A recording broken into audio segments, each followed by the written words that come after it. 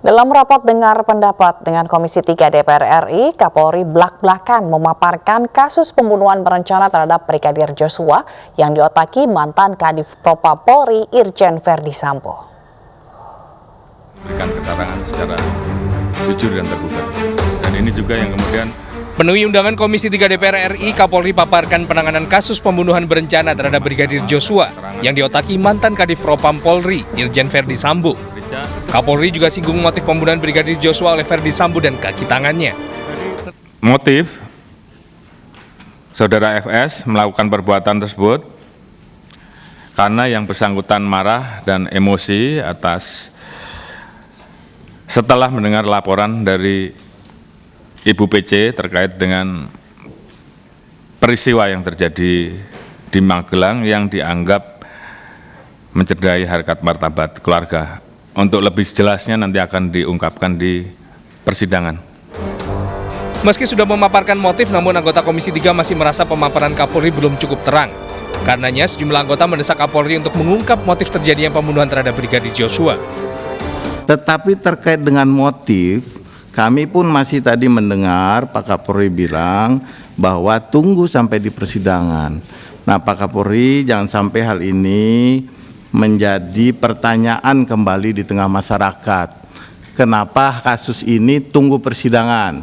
Padahal kasus yang lain itu bisa dibuka terhadap masyarakat. Paling tidak berilah alasan kenapa hal itu bisa menunggu persidangan. Apa sebenarnya yang terjadi dengan motif kasus ini yang membuat masyarakat menunggu-menunggu sebenarnya yang terjadi terhadap motif itu apa?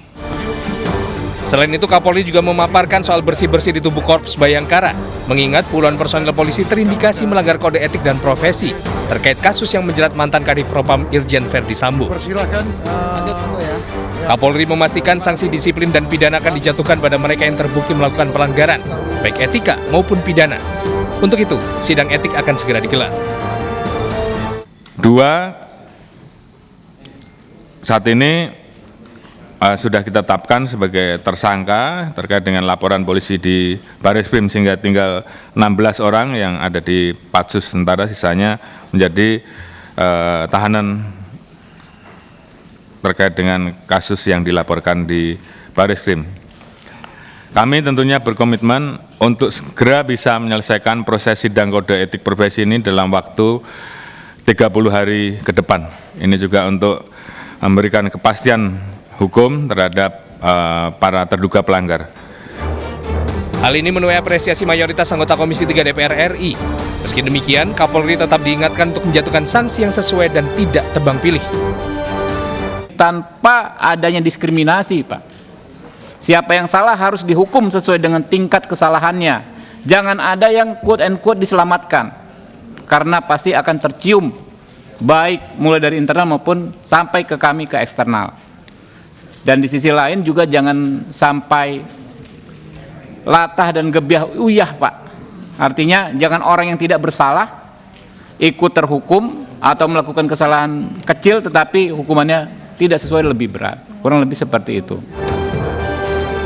Selain kasus pembunuhan Brigadir Joshua yang menyeret Irjen Sambo sebagai tersangka, dibahas juga sejumlah kasus lain yang menjadi sorotan masyarakat, termasuk maraknya judi dan narkoba.